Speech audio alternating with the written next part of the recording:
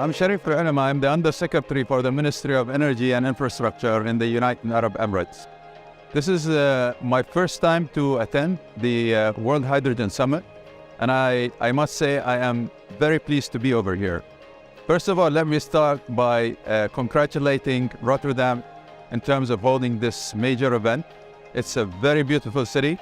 The weather has been amazing. And more importantly, this summit actually gathers all the decision makers under the same roof. You have the technology providers over here, you have the policy makers over here, you have the research and development institutes over here. Every single entity that has a role to play in terms of making hydrogen a viable solution for the future. The intention for my visit here was to see how successful hydrogen economies have been built in Europe, and more importantly, to understand what are the standards and certification requirements for hydrogen imports into Europe. My country is one of the countries that has huge aspirations when it comes to hydrogen. We believe we can produce hydrogen at large scale, both to address our domestic demands, but also a potential of exporting hydrogen to countries that require them, such as Germany and others in Europe. So therefore, it is very important to align the export strategy that we have with the import strategy for Europe, so that we are on the same page and that there are no discrepancies when it comes to exporting our products here. What we can bring is basically our know-how, our commitment. We are a small country, the United Arab Emirates, but our ambitions are greater than any other country in the world. We have achieved a lot in the past 50 years, and that is just the beginning. As most people are aware, we are holding COP28 this year in the United Arab Emirates. It is going to be an exceptional event.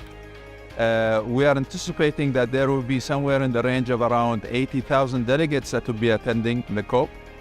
It is going to be a COP unlike any other. It's going to be a COP of inclusivity. It's going to be a COP of action. What we have achieved as a global community today with regards to emissions is far from where we need to be. In order to achieve the 1.5 degree by the year 2050, there is a lot of work we need to do. Simply saying, by the year 2030, we require to reduce emissions by 43%. That is a task that is huge. And in order to do that, these kind of summits are the baseline where we can actually build from. You have everybody who's involved in the same place, and we collectively have to partner up in order to make this target achievable.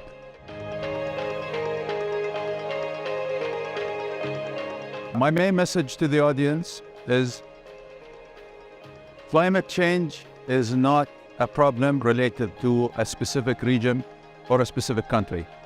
It's a threat to the entire mankind. What that requires is we all collaborate, we all work with the same drive, with the same agenda, in order to come up with viable, affordable, and sustainable solutions. The dilemma that governments face today is the energy trilemma. Includes affordability, security, and sustainability. And the problem usually governments face is how do they balance between the three? And in brief, my opinion is all three are required and all three are important. There is no one solution. There is no one silver bullet. The energy that required to build the economies of the future is going to be an energy mix. It will consist of hydrogen, it will consist of renewables, it will consist of nuclear, it will consist of all types of energy that drive our economies, drive our growth, and ensures the well-being of populations today and in the future.